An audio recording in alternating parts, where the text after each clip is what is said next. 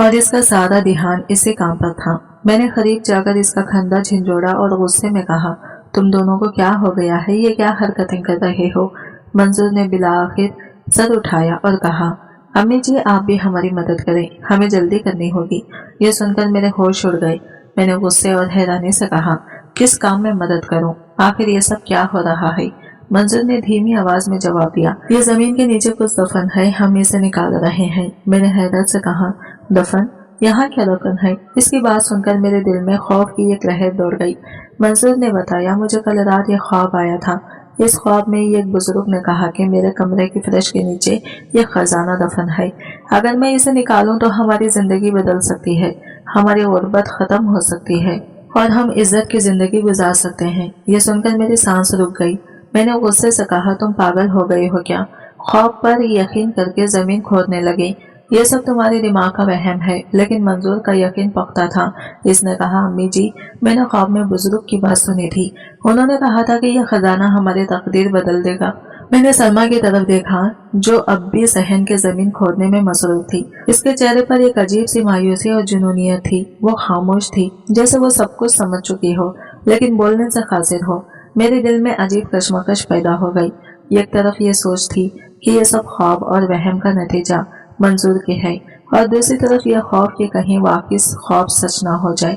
मैं हैरान थी कि इस गुर्बत ने इन दोनों को किस हद तक मजबूर कर दिया था कि वो इस किस्म की वहमों पर यकीन करने लगे थे। मैंने फैसला किया कि मैं इस सूरत हाल को ख़त्म करने के लिए कुछ करूंगी। मैंने मंजूर को सख्ती से कहा, यह सब बंद करो, हम अपनी मेहनत से इज्जत की जिंदगी गुजारेंगे, ना कि ख्वाबों के पीछे भागकर। लेकिन मेरी बात का इन दोनों पर कोई असर नहीं हो रहा था। मैंने दिल ही दिल में अल्लाह से दुआ की कि इन दोनों को अक्ल दे और हमारी मुश्किलात आसान करे। इस मंजर को याद करके आज भी मेरे दिल में अजीब सी कैफियत पैदा होती है। मंसूर और सलमा के हाथ मुट्ठी से भरे हुए थे और दोनों में इस जमीन को खोदने की एक अजीब सी लगन थी। मुझे ये सब देखकर रोना आ रहा था। मैं जानती थी कि ये सब लाहासिल है, लेकिन इनकी हालत ऐसी थी जैसे वो किसी गहरे यकीन के साथ ये सब कर रहे हों। मेरी बेटी जो कल तक एक आरामदाह जिंदगी की ख्वाहिशमंद थी, आज कुछ सहन में मिट्टी खोदने पर मजबूर थी। फिर अचानक सलमा ने खुशी से चीखना शुरू कर दिया। मैंने चौंक कर इसकी तरफ देखा। वो जमीन से एक पुरानी बोरी निकाल रही थी। इसके चेहरे पर खुशी की एक ऐसी झलक थी जैसे इसकी जिंदगी की सबसे बड़ी खुशी इसे मिल गई हो। वो पूरी मिट्टी और धूल में लिपटी हुई थी और काफी भारी लग रही थी। मंजूर भी फौरन इसकी तरफ बढ़ा और दोनों ने मिलकर बोरी को खींचकर बाहर निकाला। मेरी आंखें हैरत से फैल गई। मैंने दिल ही दिल में कहा, या अल्लाह ये सब क्या है, क्या वाकई कुछ है इस बोरी के अंदर। मंसूर ने जल्दी से बोरी को टटोलना शुरू किया और इसके चेहरे पर एक अजीब सी खुशी छा गई। इसने कहा, ए जी ये खजाना ही है, ये बहुत कीमती है। मैंने बेयकीनी से पूछा, ये क्या कह रहे हो मंसूर, ये कैसे मुमकिन है। मंसूर ने मेरी बात को नजरअंदाज करते हुए कहा, अब हमें यहाँ से फौरन निकलना होगा। अगर किसी को खबर हो गई तो हमारे लिए बहुत मुश्किल हो जाएगी। हमने बोरी को जल्दी से रिक्शे में रखा और वहाँ से निकल गए। मेरा दिल धड़क रहा था। हम अपने घर वापस नहीं गए क्योंकि मंसूर को डर था कि मोहल्ले वालों में से किसी को शक हो जाएगा। मंसूर ने कहा कि हमें ऐसी जगह जाना होगा जहाँ कोई हमें पहचान ना सके। हम एक पार्क में जाकर रुके जहाँ बहुत कम लोग मौजूद थे। मंसूर ने वो बोरी खोली और जो कुछ हमने देखा इस पर यकीन करना मुश्किल था। बोरी के अंदर पुराने जमाने के सोने के सिक्के थे जो शायद कई दहाइयों से जमीन के नीचे दफन थे। इन सिक्कों की चमक अब भी कायम थी। मैं और सलमा हैरत ज़दा थी, जबकि मंसूर के चेहरे पर एक अजीब सी मुस्कुराहट थी। मंसूर ने फौरन कहा, अम्मी जी अब हम इस जगह वापस नहीं जा सकते, हमें फौरन यहाँ से निकलना होगा। ये सोना बहुत कीमती है और अगर किसी को इसके बारे में पता चल गया तो हमारी जान खतरे में पड़ जाएगी। मैंने सोचते हुए कहा, मगर मंसूर हमारा सामान और वो घर। मंसूर ने कहा, सब गया भाड़ में, सामान भी और वो घर भी। हमारी जान सबसे कीमती है और ये सोना हमारी जिंदगी बदल सकता है। हमें फौरन किसी दूसरे शहर जाना होगा। हम जल्दी से एक ट्रेन स्टेशन पहुंचे। मंसूर ने यह करीबी शहर के लिए टिकट खरीदे और हम रात की तारीकी में वहां से रवाना हो गए। मेरे दिल में खौफ और उम्मीद की मिली जुली कैफियत थी। मैं सोच रही थी कि यह सब कहाँ जाकर खत्म होगा। मंसूर और सलमा ने बोरी को एक पुराने कपड़े में लपेटकर अपने साथ रखा ताकि किसी को शक न हो। ट्रेन के सफर के दौरान मैंने अल्लाह से दुआ की कि हमें इस आजमाइश में कामयाब करे। मंसूर के अल्फाज मेरे ज़हन में गूंज रहे थे, अगर हमें समझदारी से काम लेना है तो यह खजाना हमारी जिंदगी बदल देगा। ہم جس شہر پہنچے وہاں ایک چھوٹے ہوٹل میں کمرہ بک کرایا۔ منصور نے فیصلہ کیا کہ ہمیں یہ سونا بیچنے کے لیے بہت محتاط رہنا ہوگا۔ اس نے کہا کہ ہمیں یہ ظاہر کرنا ہوگا کہ یہ سونا ہمارے خاندان کی وراثت ہے جسے ہم مجبوری میں بیچ رہے ہیں۔ اگلے دن منصور نے ایک دکان پر جا کر چند سکے بیچے۔ میں اور سلمہ بہت ڈرے ہوئے تھے، لیکن منصور نے بہت طریقے سے کام کیا۔ اس نے دکاندار سے کہا کہ یہ سونا ہمارے خاندانی وراثت کا حصہ ہے اور ہمیں مالی پریشانی کے باعث اسے بیچنا پڑ رہا ہے۔ دکاندار نے سکے خرید لیے اور ہمیں کچھ پیسے مل گئے۔ چند دنوں میں ہم نے سونے کا کچھ حصہ بیچ کر ایک نیا گھر خریدا۔ منصور نے کہا کہ ہمیں اب آرام سے اور عزت سے زندگی گزارنی ہوگی۔ اس نے ایک نئی گاڑی بھی خریدی اور ہم نے اپنے باقی سونے کو محفوظ رکھنے کے لیے ایک بینک لاکر لے لیا۔ ہم نے اس نئے شہر میں ایک نئی زندگی شروع کی۔ سلمہ کے چہرے پر وہ سکون لوٹ آیا جو میں نے اس کی شادی کے دنوں میں دیکھا تھا۔ منصور نے بھی ایک چھوٹا کاروبار شروع کیا اور ہم اب ایک آرام دہ اور خوشحال زندگی گزارنے لگے۔ میں نے اس سب کے دوران یہ سیکھا کہ کبھی کبھی قسمت انسان کو ایسے راستوں پر لے جاتی ہے جو غیر متوقع ہوتے ہیں، لیکن ہر راستے پر ثابت قدم رہنا اور عقل سے کام لینا ضروری ہوتا ہے۔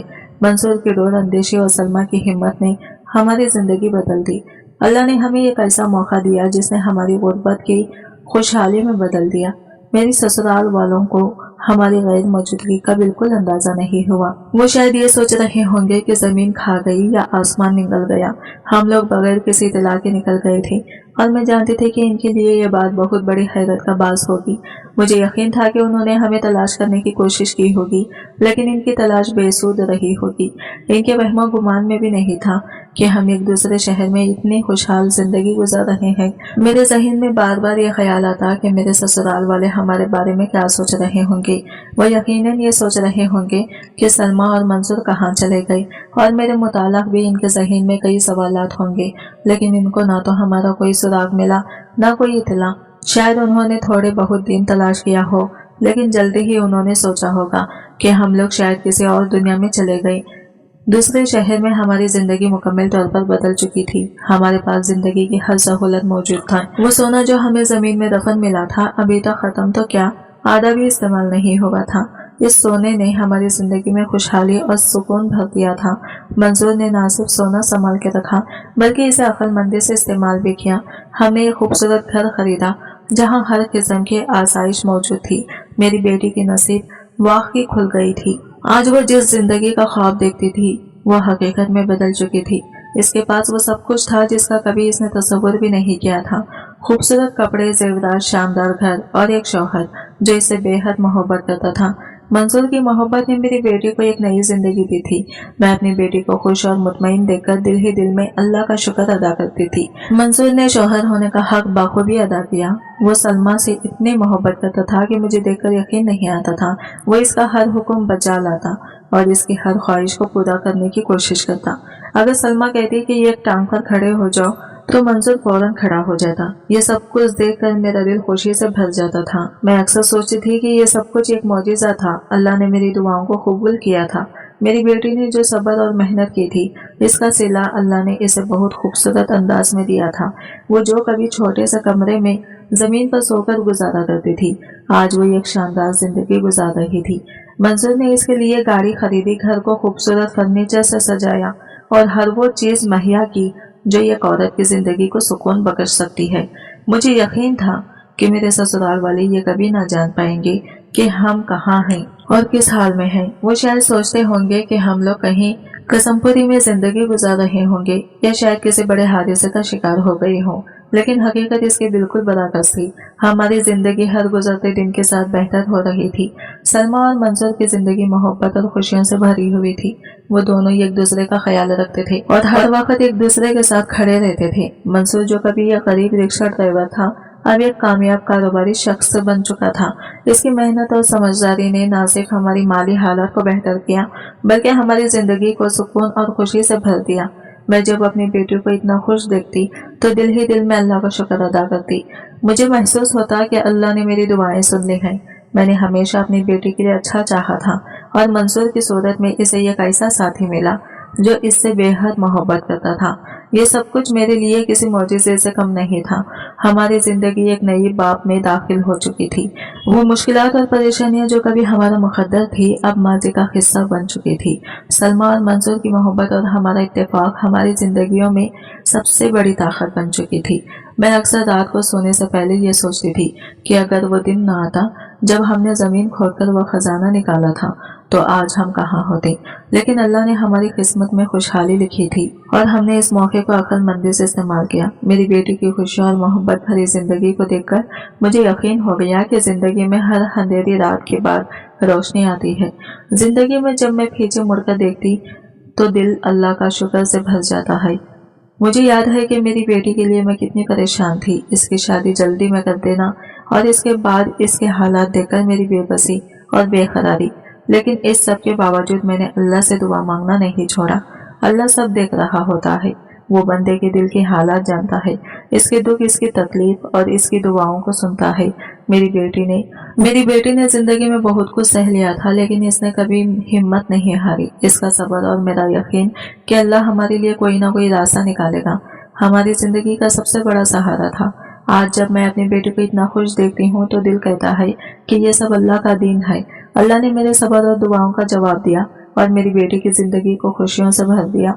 वो अल्लाह जो समंदर की तह में मौजूद मखलूकात का रिज़्क़ देता है, वो अपने बंदों को कभी भूखा या बेयारो मददगार नहीं छोड़ता। इस दुनिया में हम सबको आजमाइश का सामना होता है, लेकिन आजमाइश का मतलब ये नहीं कि अल्लाह हमसे नाराज है, बल्कि यह हमारे ईमान को मजबूत करने का एक मौका होता है।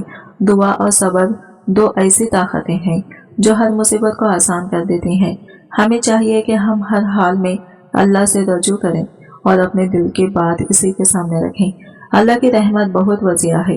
अगर बंदा अपने दुख, अपनी तकलीफ और अपनी कमजोरियों के साथ इसके आगे झुक जाए तो वो सब कुछ आसान कर देता है। मेरी जिंदगी इस बात की गवाही है कि अल्लाह दुआ को सुनता है और सब्र का फल जरूर देता है। मेरी दुआ है कि अल्लाह हम सबको सब्र और शुक्र करने की तौफीक दे और हमें हमेशा अपने रहमत के साए में रखे। आमीन। आज की वीडियो कहानी आपको कैसी लगी कमेंट करके जरूर बताइएगा और वीडियो अच्छी लगी है तो लाइक शेयर जरूर कीजिएगा। हमारे चैनल को सब्सक्राइब करें फ्रेंड्स। मिलते हैं अगले वीडियो के साथ, तब तक के लिए बाय बाय, टेक केयर, अल्लाह हाफिज।